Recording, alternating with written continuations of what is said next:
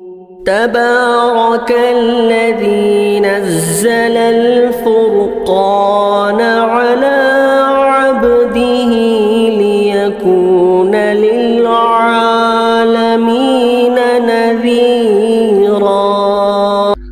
اسی طرح کسی ایک بھائی نے ایک سوال یہ بھی کیا ہے، مفتی صاحب قربانی کے لیے خرید شدہ جانور گم ہو جائے یا مر جائے تو شرعاً اس کا کیا حکم ہے؟ تھوڑا تفصیل سے جواب دے۔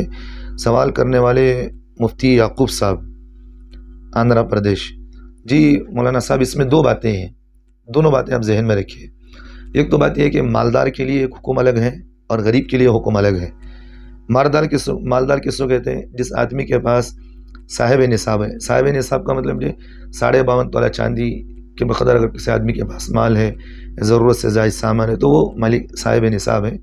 جو آدمی 52.5 تولہ چاندی کے بقدر اگر کم مال ہے اس کے پاس، اس نے مال کم ہے، تو پھر وہ غریب ہوتا ہے، غیر صاحب نصاب شمار کیا جاتا ہے۔ تو پھر اس سوال کے اندر دو باتیں ہیں۔ ایک پہلی بات تو یہ کہ بھئی جو صاحب نصاب آدمی ہے تو پھر اس کے بارے میں سن لیں۔ اگر کسی شخص جو صاحب نصاب مالدار آدمی ہے، اس کا جانور اگر گم ہو جائے، جانور خریدا تھا، اگر جانور گم ہو گیا، جانور جب گم ہو گیا تو پھر اس پر تو قربانی واجب ہے، تو پھر دوسرا جانور خرید کر قربانی دینا یہ اس کے لیے ضروری اور واجب ہے۔ بات سمجھ میں آ رہی؟ اب اگر دوسرا جانور تو خرید لیا، یہ اگر وہ جانور جو پہلا جو گم گیا تھا وہ جانور اگر مل گیا اس پر، جب مل گیا تو پھر ان دونوں میں سے کوئی ایک بھی جانور قربانی کر سکتا ہے، کیونکہ صاحب نصاب آدمی ہے، جو چاہے اس جانور کی بھی قربانی کر سکتا، اس جانور کی بھی قربانی کر سکتا ہے۔ بات سمجھ میں آ رہی؟ اگر صاحب نصاب آدمی کا اگر جانور مر بھی گیا، گم گیا، مر گیا، تو پھر دوسرا جانور خریدے گا۔ اگر گما ہوا جانور مل گیا تو پھر دونوں میں سے کوئی ایک جانور قربانی کرے گا، کیونکہ اس پر تو قربانی واجب ہے ہی، دو میں سے کوئی بھی کر سکتا ہے۔ دو بھی کر لیا تو پھر اچھی بات ہے۔ بات سمجھ میں آ رہی؟ ایک بات۔ دوسری بات یہ ہے کہ بھی اگر کوئی غریب آدمی غیر صاحب نصاب، جیسا کہ میں نے بتایا، جس کے پاس 52.5 تولہ چاندی سے کم مال ہے یا ضرورت سے زائد جو اتنا بھی مال ہے کم ہے، تو بہرحال جو صاحب نصاب غیر صاحب نصاب آدمی غریب ہے، اگر اس نے جانور خریدا، جبکہ اصولی بات تو یہ ہے کہ جو آدمی غیر صاحب نصاب ہوتا ہے اس پر تو قربانی واجب نہیں ہوتی، یہ اپنے اوپر قربانی واجب کر لیتا ہے۔ گویا کہ نفل نماز یہ کسی آدمی پر واجب اور فرض نہیں ہوئی۔ اگر کوئی آدمی نفل نماز ایک مرتبہ شروع کر دے یا سنت موقعہ ہے، جو بھی غیر موقعہ ہے، ایک مرتبہ اگر شروع کر دے تو پھر اس پر خود بخود واجب ہو جاتی ہے۔ جو چیز واجب نہیں تھی اگر کوئی آدمی اس کو شروع کر دیتا تو پھر اس کو موت سے پہلے پڑھنا ضروری ہوتا ہے۔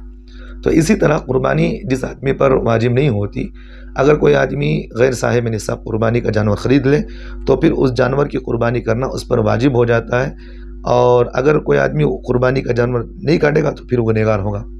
تو بہرحال مسئلہ یہی ہے کہ غیر صاحب نصاب کا اگر جانور گم ہو گیا، غریب آدمی کا اگر جانور گم ہو گیا، اب اس آدمی پر دوسرا جانور خریدنا ضروری نہیں، واجب نہیں ہے، کیونکہ اس پر قربانی تو واجب تو نہیں ہے۔ اگر غیر صاحب نصاب غریب آدمی دوسرا جانور خرید لیا، گم ہو گیا یعنی تو مر گیا تھا جانور، تو اس نے دوسرا جانور خرید لیا، اب اس پر جو قربانی تو دوسرا جانور خریدا تو پھر اس پر تو قربانی واجب ہو گئی دوسرے جانور پر بھی۔ اب جو پہلا والا جانور جو گم ہو گیا تھا وہ جانور بھی اس کو مل گیا، اب جب مل گیا تو پھر دونوں جانور کی قربانی دینا اس کے لیے ضروری ہے۔ اب ان دونوں میں سے ایک کی قربانی دینا اس کے لیے نہیں بلکہ دونوں دینا، کیونکہ جب قربانی اس پر واجب نہیں تھی یا اپنے ذاتی طور پر اس پر واجب اپنے اوپر واجب کیا ہے، تو جس کے لیے یہ دونوں جانوروں کی قربانی اس کے لیے دینا ضروری ہوتا ہے۔ تو بہرحال مولانا صاحب امید ہے کہ آپ کو مسئلہ سمجھ میں آ گیا۔ تو فقیر کے لیے الگ مسئلہ ہے، امیر کے لیے الگ مسئلہ ہے، تو دونوں مسئلے میں نے آپ کو مکمل بتا دیا۔ تو بہرحال اللہ ہم تمام کو عمل کی توفیق دے۔